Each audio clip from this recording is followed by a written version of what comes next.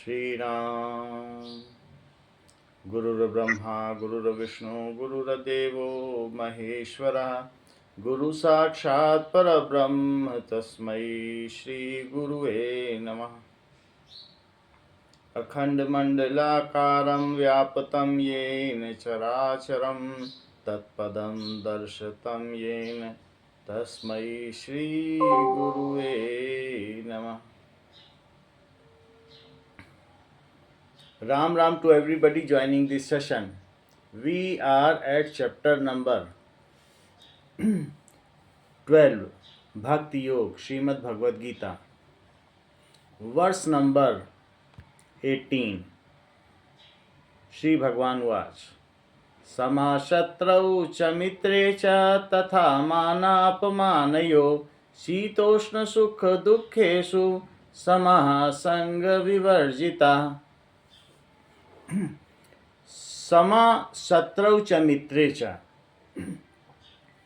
जो सिद्ध भक्त होता है उसका कोई मित्र या शत्रु नहीं होता। वो संसार को, सभी संबंधों को प्रभु से स्वीकार करता है।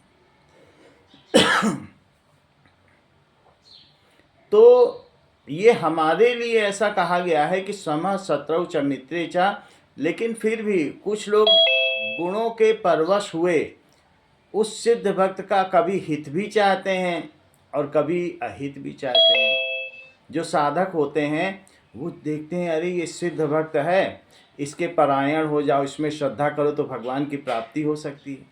तो वो तरह तरह से उसकी उपासना करते हैं, उसको रिझाने का प्रयास करते हैं और सेवा भी करते हैं।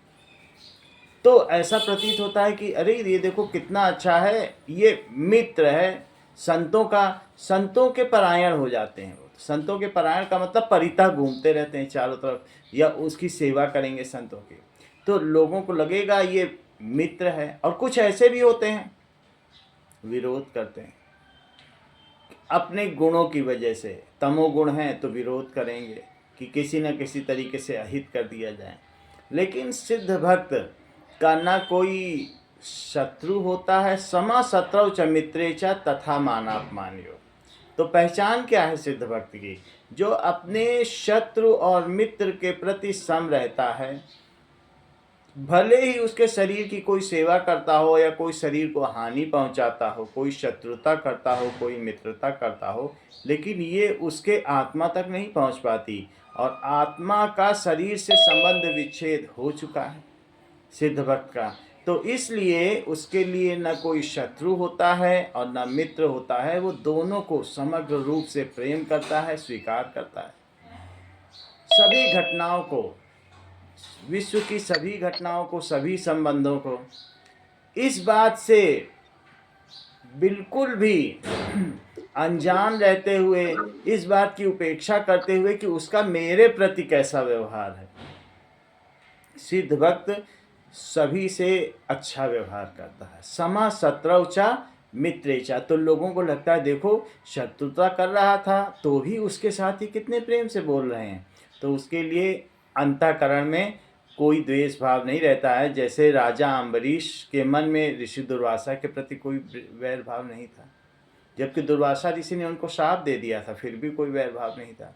और वही दुर्वासा ऋषि सुदर्शन चक्र से बचने के लिए उन्हीं अम्बरीश के चरणों में आए, उन्हीं अम्बरीश के पास आए।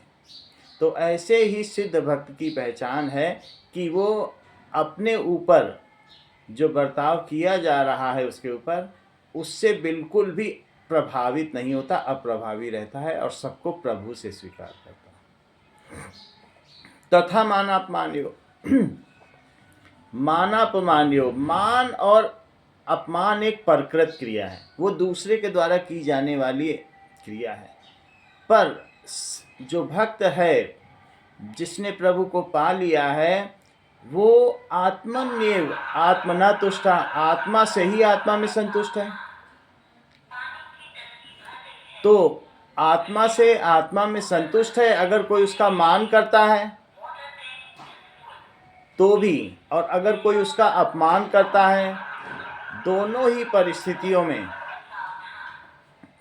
मान करने वाले और अपमान करने वाले दोनों के प्रति उसके अंतःकरण में न तो हर्ष होता है और ना ही शोक होता है, दोनों ही प्रकार के विकार नहीं होते। हम लोगों के साथ क्या है कि हम हमेशा ये चाहते हैं कि कोई हमारी बड़ाई कर दे, हमारा मान कर दे, हमारे अहंकार को उससे बढ़ावा मिलता है, पोषण मिलता है। और कोई अगर हमारी बुराई करता है तो फिर हमको अच्छा नहीं लगता, हमारे अंदर विषाद होता है।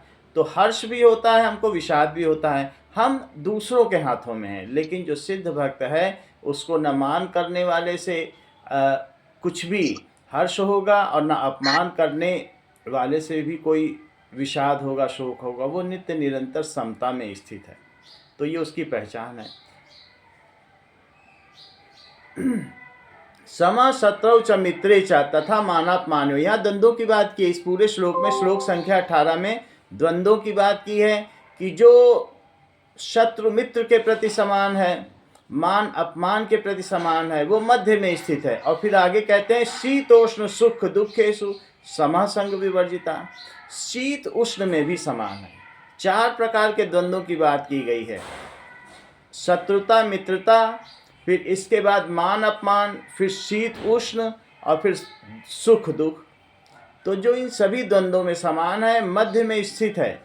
जैसे एक तंतु होता है, धागा होता है, और कोई मध्य में रहे तो उसको दिखाई दोनों सिरे पड़ेंगे, लेकिन उससे उसके हृदय में विचलन नहीं होगा, विकार नहीं होगा। ऐसा नहीं है कि सुख नहीं आएगा जीवन में, दुख नहीं आएगा, सुख दुख भी आएंगे, लेकिन उससे आत्मा पर कोई विकार पैदा नहीं होगा। उसको शरीर है, इंद्रियां हैं, तो वो प्रभावित होंगी ही, क्योंकि वो स्थूल तत्व हैं और सूक्ष्म तत्व आत्मा है।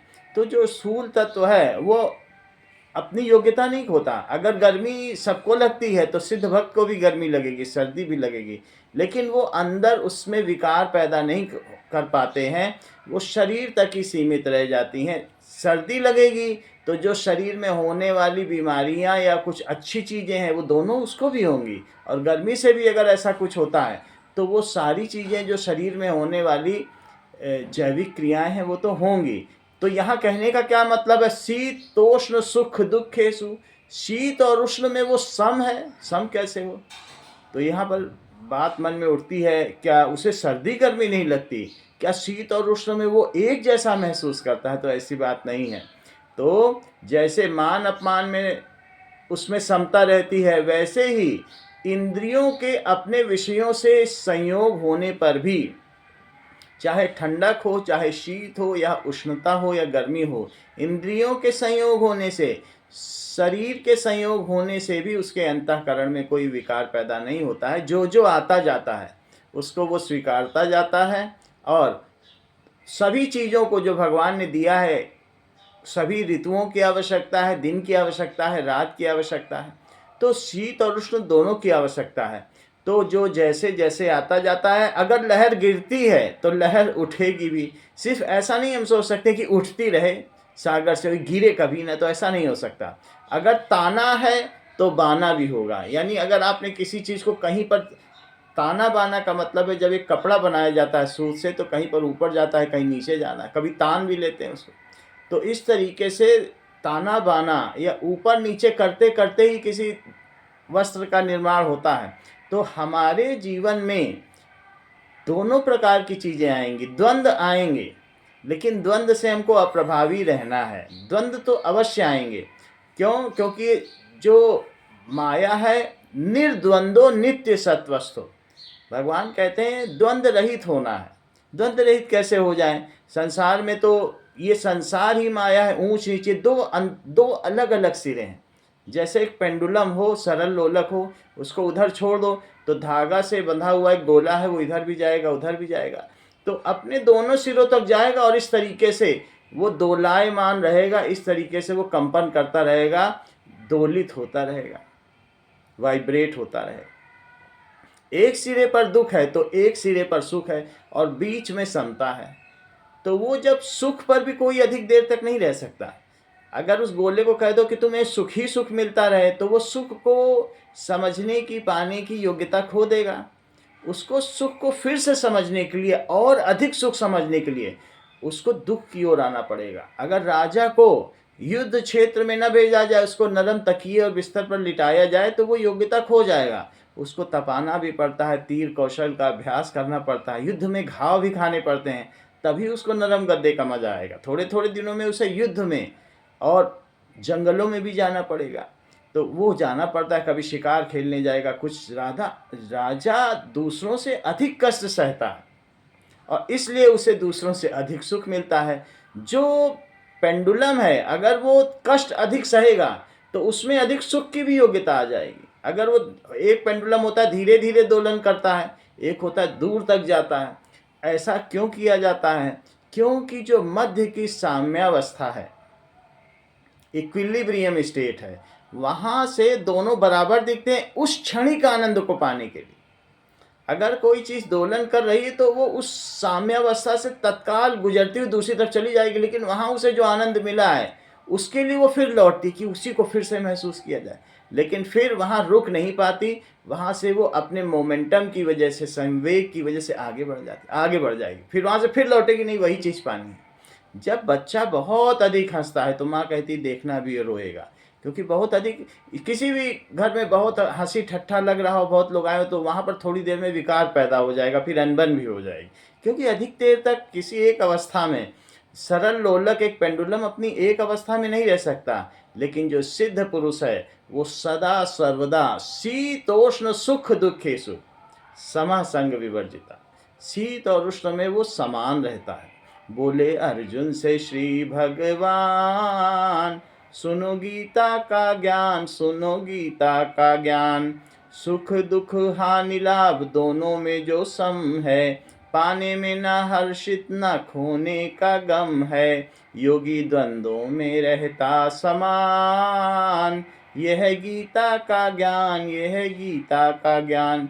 शीत और उष्ण में इंद्रियां अपने अपने विषयों से जरूर संयोग करती हैं, लेकिन अंदर में विकार नहीं होता। शीतोष्ण सुख दुखेषु समः, फिर आगे भगवान कहते हैं वो सुख और दुख में भी समता रखता है। वास्तव में किसी सांसारिक वस्तु में जब हमें कामना होती है तो उसकी प्राप्ति से हमें सुख होता है। हमने किसी चीज़ की कामना की, ये हमें चाहिए। अगर जब तक हमें भौतिक सुखों की चाह है, तब तक हमें बाहर की चीज़ें सुख भी देती रहेंगी और दुख भी देती रहेंगी। जैसे ऐसा समझ लिया जाए, हमें एक होता है कि हमने ये मान लिया कि सारा संसार झूठा है, कि ये सब तो बेकार है, लेकिन फिर भी सुख हो सकता है। कैसे? हम ये सब जानते हैं कि ये सिनेमा झूठा है, लेकिन वहाँ जाते हैं, सिनेमा देखते हैं, तो सिनेमा में हमको सुख होता है। हम जानते हैं, सभी लोग जानते हैं कि झूठा है। तो जब तक अंदर ये चाह है कि हमें सुख चाहिए, इससे सुख चाहिए, संसार से सुख चाहिए, तो वो झूठी झूठी चीज़ों में भी सुख को तलाश करेगा। हमको मालूम होगा कई चीज़ों में कि ये तो असत्य है, फिर भी सुख चाहेगा। तो जब अंदर ये भौतिक सुखों की इच्छा ही खत्म हो जाए, तो सिद्ध पुरुष में कैसे खत्म हो जाती है? क्योंकि जब उसको परमार्थिक सुख मिल जाता है, अत्यांतिक सुख मिल जाता है, तो उसको बड़े बड़े सुख जब मिल जाते हों, जब उसको अनंत तक रहने वाला अक्षुण्य सुख मिल जाता है, तो वो क्षणिक सुख की ओर क्यों भागेगा? तो उसी प्रकार से जिसकी मुट्ठी में हीरे हो, वो कंकड़ क्यों पकड़ेगा हीरे छोड़कर? वो तो मूर्खता होगी, वो उस चीज़ को जान चुका है। तो इसलिए वो संसार में होने वाले भौतिक परिवर्तनों से, या संसार में उसकी पहली बात तो कोई कामना ही नहीं होती, और जब कोई कामना होती नहीं तो उस कामना की पूर्ति से होने वाला सुख भी उसको नहीं होता। सुख कैसा हो सकता है? एक होता है भौतिक सुख, एक होता है मानसिक सुख, और एक होता है आत्मिक सुख। तो वो तो आत्मिक सुख के स्तर पर पहुंच चुका है, तो उसको भौतिक सुख तो बहुत स्थूल होते हैं, क्षणिक होते हैं। मानसिक थोड़ा ज़्यादा देर तक रहते हैं। बेटा बहुत अच्छा है, बहू बहुत अच्छी है, तो मन में हो सकता है सालों बड़ा सुख है, देखो कितने अच्छे हैं, फूले। भौतिक सुख तो क्या है कि ज़रा देर आप बिस्तर पर गए, अच्छा बिस्तर है तो सुख देगा, फिर वो योग्यता भी चली जाएगी। तो ना उसको मानसिक सुख की इच्छा रहती है, भौतिक सुखों का तो कहना ही क्या। तो समः सुख दुखेषु, उसको कामना से पूरी तरीके से वो रहित है। विवर्जित है, तो वो उनसे उसकी वर्जना हो चुकी है, कामना से उसका कोई लेना, अब उसकी कोई कामना रह ही नहीं गई है, वो निःशेष हो गया है। उसको जो मिलना था, जो प्राप्य था, नर होने का जो एक लक्ष्य होता है, उस परम लक्ष्य को उसने पा लिया। तो अब जब उसने परम सुख को पा लिया है, परमानंद को पा लिया है, अपने प्रेमास्पद को पा लिया है, प्रेमी है, हम प्रेमी हैं और वो हमारा प्रेमास्पद है जिससे प्रेम किया जाता है, जब उसी को पा लिया तो फिर अब उसमें क्षणिक सुख और दुख की कोई बात ही नहीं रह गई है, उसमें कोई कामना शेष नहीं है। सुख दुख में उसमें समता रहती है। दूसरे को लगता है कि जिन चीज़ों से हमको दुख हुआ है, होता है, उसी से उसको भी होता होगा, तो कुछ देने पर भी उसे, जैसे एक राजा था और राजा ने एक संत को बुलाया, संत कुटिया में रहता था, अभाव में रहता था, तो राजा को लगा कि दया आ गई कि देखो हमारे राज्य में ये कुटिया में रह रहा है और कितने अभाव में है। संत को उसने बुला लिया और बुला के बोला कि तुम राजमहल में आ सकते हो, तो बोले हम आ जाएंगे राजन, ऐसी क्या बात है। उनको बहुत अच्छा अच्छा भोजन खिलाया, अच्छे अच्छे बिस्तरों पे भी लिटाया, बड़ी अच्छी अच्छी दासियां उसको पंखा झलती थी, सुबह शाम द्राक्ष खिलाए जाते थे, अंगूर खिलाए जाते थे। अब 2 दिन बाद राजा ने बोला कि आप तो बड़े मज़े से रहते हैं, यहाँ हमें राज्य की चिंता है, और आप तो जब पलंग पे लेटे हो तो क्षण भर में नींद आ जाती है, खाते हो तो मज़े से खाना खा लेते हो और हमसे ज़्यादा खाते हो, हमसे रुचि करके। हम में आप में अब क्या अंतर है? पहले तो आप तपस्वी थे 2 दिन पहले, और आप तो यहाँ पता ही नहीं चल रहा कि आप तपस्वी। अच्छे अच्छे कपड़े पहनाता हूँ तो वो भी आप पहन ले रहे हो। तो संत बोला मैं इनको अभी के अभी छोड़ सकता हूँ, क्या आप छोड़ सकते हो? चलो हम दोनों जंगल चलते हैं, वहीं पे फिर से तपस्या करते हैं। राजा ने कहा हम तो नहीं छोड़ सकते। तो हमारी भौतिक चीज़ों में आसक्ति होती है और जो जीवित चीज़ें हैं उनमें हमारी ममता होती है, और जो शरीर है उसमें अहमता होती है। ये 3 चीज़ें हमारे बंधन का कारण है। जब आत्मा इस शरीर से अहमता रखती कि ये मेरा शरीर है, अहम भाव आ जाए, उसी तरीके से इस शरीर से जुड़े संबंधियों में ममता रखती हो कि ये मेरे लोग हैं, ममत्व, और फिर बाहरी चीज़ें उनसे जुड़े हुए जो भौतिक चीज़ें हैं, जैसे हमारा निकेत घर, जो निकेत में भी ममता रखता हो। पहली बात तो आत्मा का निकेत ये शरीर है और शरीर का निकेत ये घर है, तो हमारी शरीर में अहमता होती है और ये जो घर है इसमें आसक्ति होती है, और इस घर के रहने वाले सभी मेंबर्स में ममता होती है। तो ये चीज़ हमको बांधने का कारण होती है। तो जब संत ने उस राजा से कहा चलो अब अपनी आसक्ति छोड़ो, ममता छोड़ो और अहमता भी छोड़ो, चलो जंगल चलते हैं, तो राजा तो वहाँ ठिठक गया, बोला हम तो नहीं जाने वाले। आप तो भेद कहाँ है? भेद है कि संत को दुख नहीं होता, संत को दुख नहीं होता, सुख भी नहीं होता क्योंकि कामना नहीं है। और दुख क्यों नहीं होता? क्योंकि उसमें ना आसक्ति है, ना ममता है, ना अहमता है। वो छोड़ भी सकता है, पकड़ जितनी आसानी से पकड़ता है उतनी आसानी से वो उसे छोड़ देता है।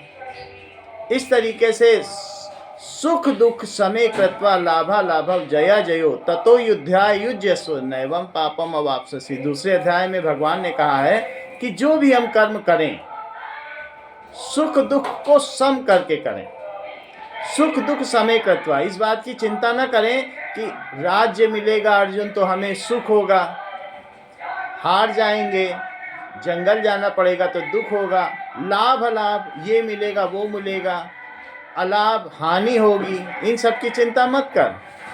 जया जयो जीतेंगे कि हारेंगे, ततो युद्ध्या युज्यस्व।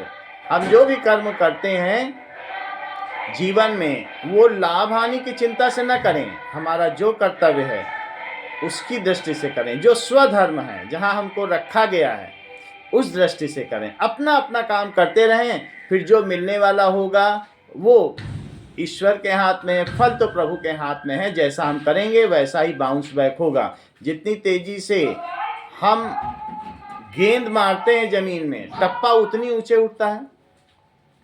तो इस प्रकार से हम जैसा करते हैं उसका फल हमको निश्चित रूप से मिलेगा। लेकिन हम अगर कर्म संस्कार न बनने दें तो वो सब बंधन हमारे कटते चले जाएंगे और हम धीरे धीरे प्रभु के ही समीप होते चले जाएंगे।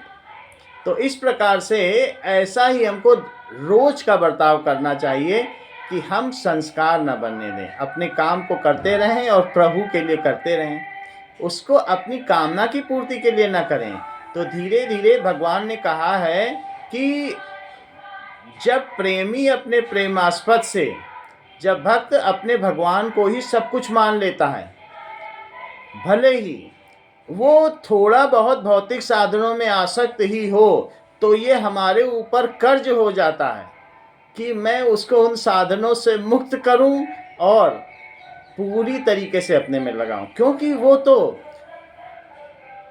जो प्रभु हैं वो सर्वदा वो सबके हित की करते हैं।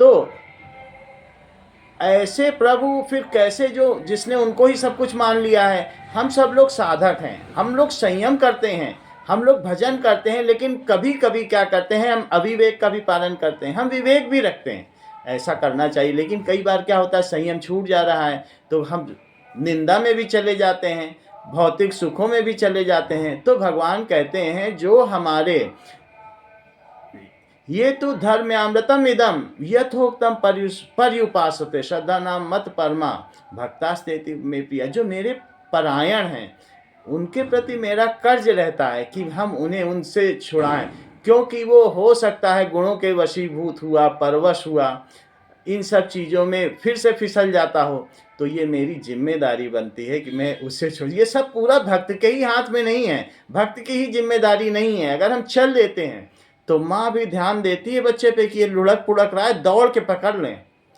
जैसे बच्चा सब खिलौनों को छोड़ के अब माँ की ओर उन्मुख हो गया है और चल फिर रहा है बकैया बकैया, तो कभी लुढ़कता है पुढ़कता है, माँ ज़्यादा सचेत हो जाती है। अब माँ की जिम्मेदारी भी बन जाती है कि इस बच्चे को थोड़ा बहुत तो इधर उधर करने दें, लेकिन फिर भी उसे तो गोद में लेना ही है। तो यहाँ पर तो जो सिद्ध भक्त है वो तो भगवान को पा ही चुका है, तो अब उसमें किस प्रकार की कामना शेष रहेगी और किस प्रकार की अब व्यथा रह जाएगी, और पाने की क्या इच्छा होगी। भाई कुछ नहीं मिलता है तो व्यथा होती है, तो उसमें व्यथा भी क्यों रहेगी, उसे सुख भी क्यों होगा और उसे दुख भी क्यों होगा। दिन के उजाले में खड़ी दोपहरी में दिया जल भी जाए तो हर्ष भी कैसा, और दिया बुझ भी जाए तो शोक भी कैसा। किन्हीं चीज़ों को पाने का प्रयोजन भी कैसा और किन्हीं चीज़ों को खोने का प्रयोजन भी कैसा। हाथ में रेत हो तो मुट्ठी बंधी रहे तो भी हर्ष कैसा, और रेत फिसल भी जाए तो क्षोभ भी कैसा। तो इस प्रकार से उसमें सुख और दुख में, शीत और उष्ण में, दोनों में समता रहती है। हृदय में अत्यांतिक समता रहती है। गर शनावर है तो क्यों मुझसे चुराता है नज़र, मैं समंदर हूँ किसी रोज खंगालो मुझको। भगवान कहते हैं अगर तू गोताखोर है तो फिर मुझसे नजरें मिला और आके मेरी गहराई नाप। तो जो ऐसा भक्त होता है वो अत्यांतिक गहरा होता है।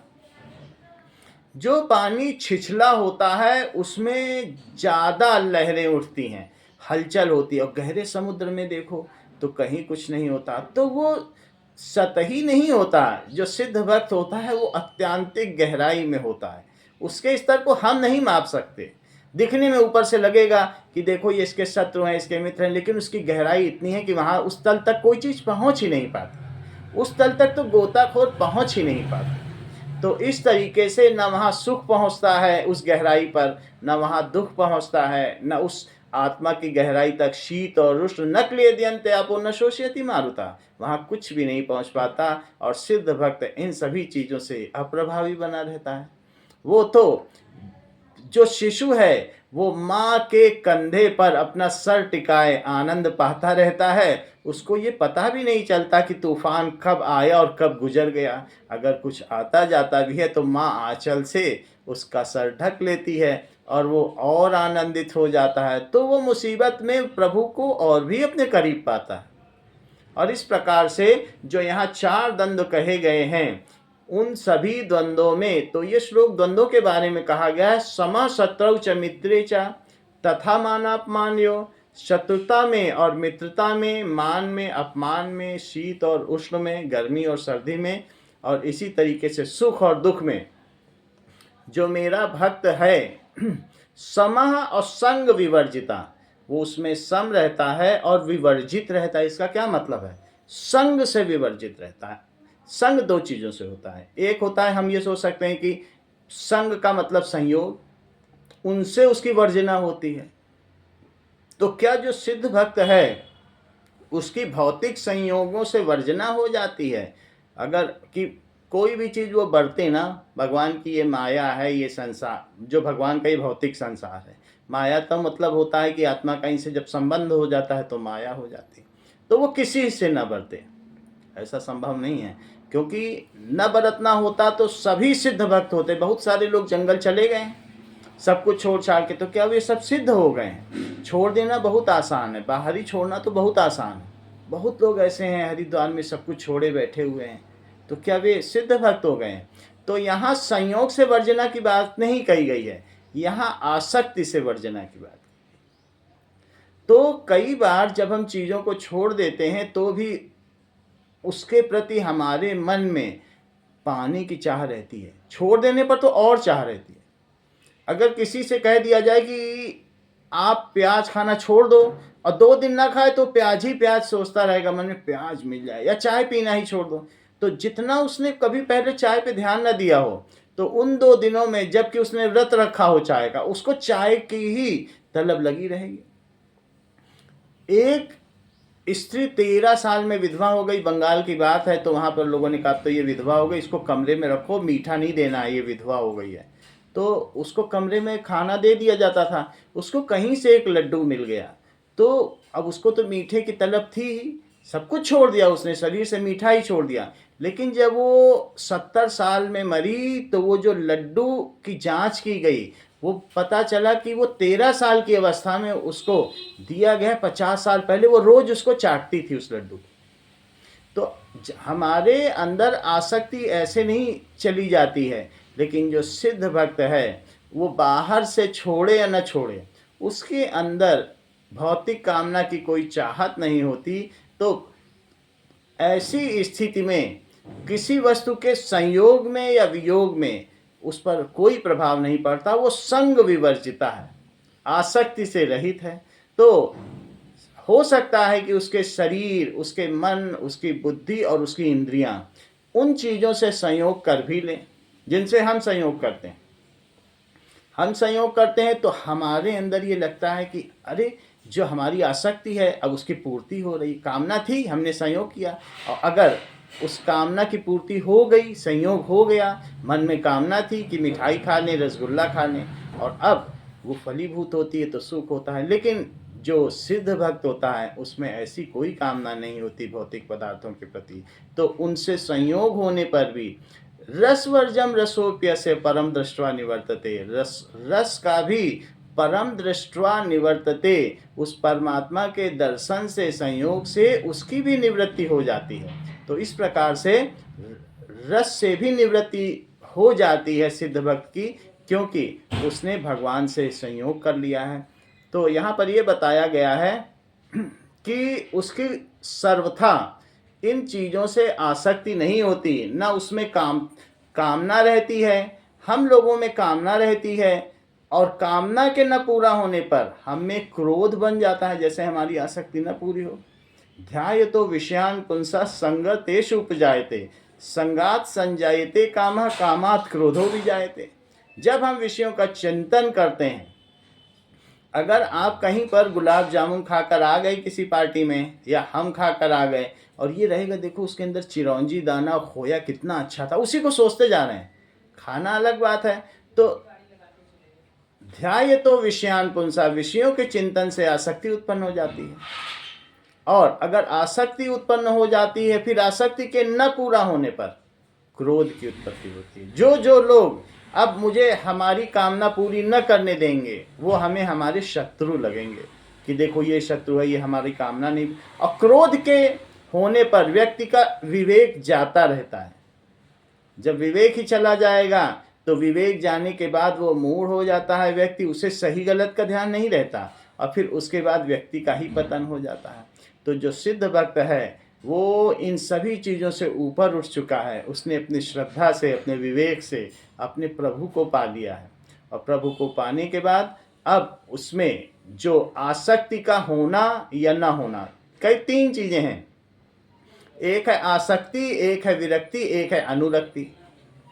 कुछ हम लोग साधक हैं, कुछ साधक सोचते हैं कि इनको न पकड़ो, ज़्यादा न पकड़ो। आसक्ति किसी किसी की तो आसक्ति है, जो सांसारिक लोग हैं, ये कितना अच्छा है, ये कितना अच्छा है, अभी का देख लो, भगवान पता नहीं है या नहीं, तो वो बिल्कुल जुड़ा है सबसे। और एक है विरक्ति, अरे ये संसार में कुछ नहीं है, ये तो आगम अपाइनो अनित्य है, आने जाने वाला अनित्य, इनमें न रखो।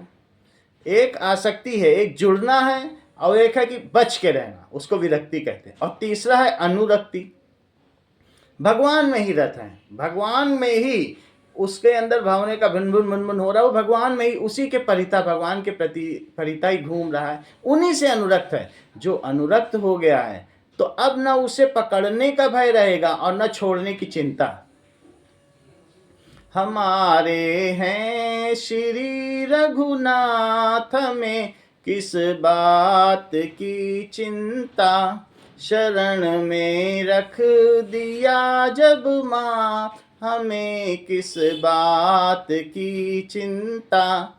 न खाने की, न पीने की, न मरने की, न जीने की, किया करते हो क्यों दिन रात तुम बिन बात की चिंता।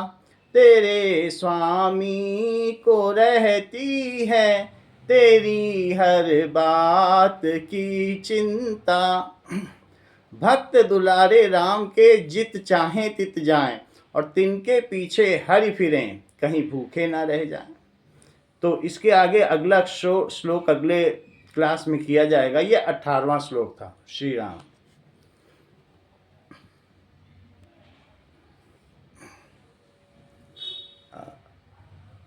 भजन कौन गा रहा है? कुमार बेटा, बहुत सुंदर विदेश सरलता से समझाया है। आसक्ति, विरक्ति, अनुरक्ति, क्या बात है। बहुत सुंदर बेटा, इतनी गहराई पे आप समझाते हैं, बहुत सुंदर। धन्यवाद बेटा, आशीर्वाद। राम राम दीदी, राम राम चरण स्पर्श। दीदी वंदना। शिव कुमार कितना आगे बढ़ गए, शिव कुमार। बहुत अच्छा, बहुत अच्छा दीदी। कितनी समझ अंदर से समझ, मतलब समझ जागृत होने लगती है इनकी बातों से। बहुत गहराई पे बोलते हैं। भजन कौन क्या सुना रहा बड़ाई है? करें भैया जी, हम सुना दे रहे हैं। हाँ हाँ सुनाइए कांति जी। राम राम। हाँ सुनाइए। सुना राम राम सुनाइए। श्री राम। मुझे ऐसी लगन लगा दो प्रभु, मैं प्रतिपल आप को भूलूं ना। मुझे ऐसी लगन लगा दो प्रभु, मैं प्रतिपल आप को भूलूं ना। मेरे कर्म सभी होते लिए, मेरे धर्म सभी हो तेरे लिए। मुझे हर पल तेरा ही ध्यान रहे, मैं प्रतिपल आप को भूलूं ना। मुझे ऐसी लगन लगा दो प्रभु, मैं प्रतिपल आप को भूलूं ना। मैं दीन अधम अति पापी हूँ, मैं जैसा हूँ प्रभु तेरा हूँ। मुझे अपने गले लगा लो प्रभु, मैं प्रतिपल आप को भूलूं ना। मुझे ऐसी लगन लगा दो प्रभु, मैं प्रतिपल आप को भूलूं ना। श्वासों में ना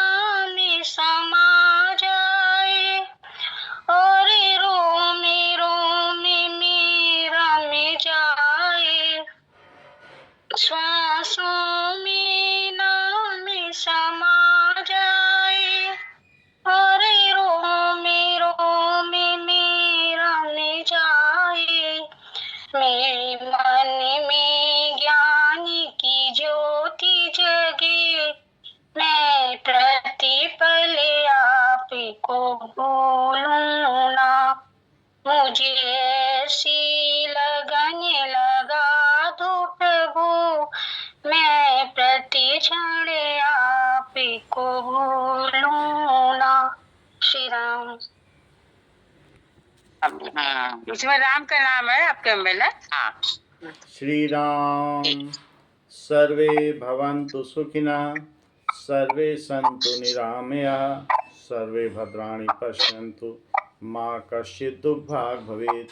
न तोऽहं कामये राज्यं न स्वर्गं न पुनर्भवं, कामये दुःखतप्तानां प्राणिनामार्तनाशनं।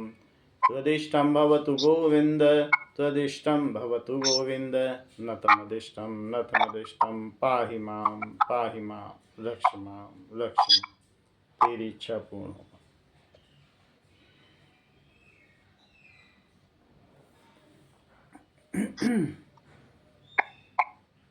राम राम, बहुत सुंदर गाया भजन का अंतिम अच्छा गाया। राम नाम जी कुछ दिन पहले लिखा था तो उनका ये था।